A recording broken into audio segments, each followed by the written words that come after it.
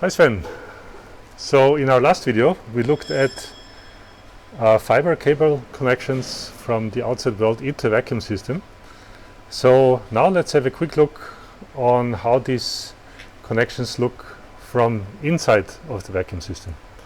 Yes, absolutely. So when you remember from the other video, we started with some simple telecom connectors and basically following telecom standards. Starting at the vacuum connection, that doesn't really work anymore.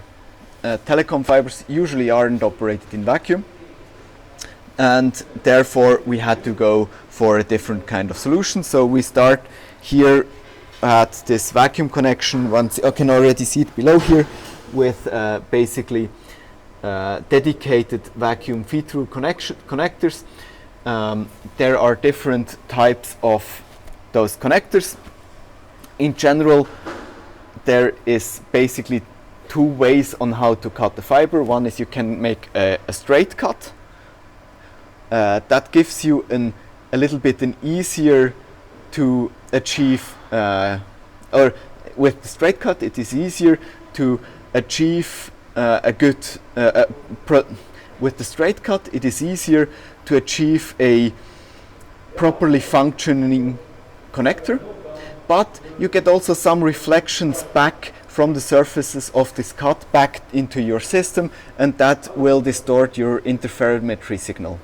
The other option is you don't make a straight cut, but you make an angled cut, and with that you basically make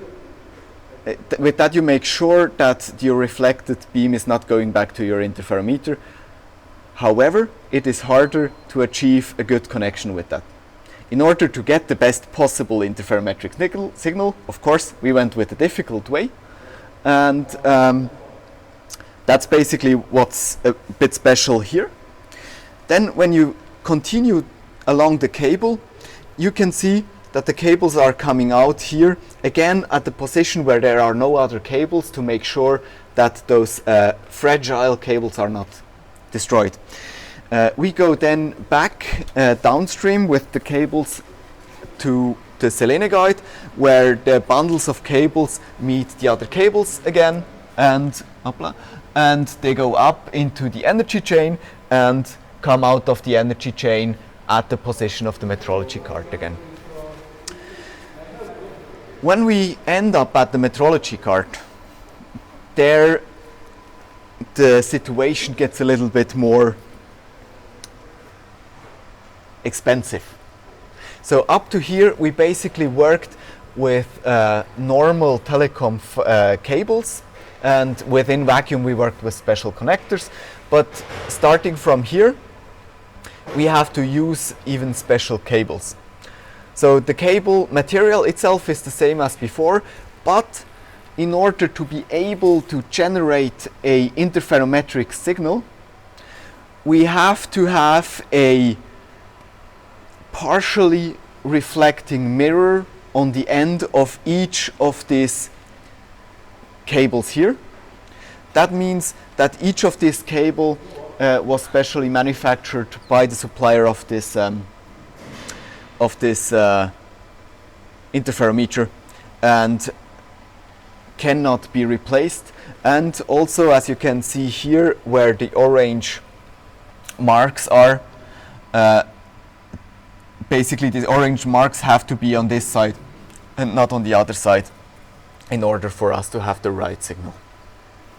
When you mentioned that these cables are very, very fragile, that probably also means that you cannot bend them indefinitely, right? And that you have to be conformed with a certain minimum or let's say maximum bending radius, right?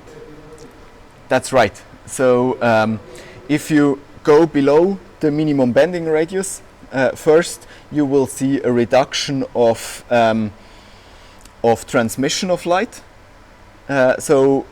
But very fast you will then experience a cracking of the fiber, and that's then the end of the fiber. So bending of the fibers is something to be done very carefully and according to the specs of the supplier. So in summary, we must be very careful with these cables.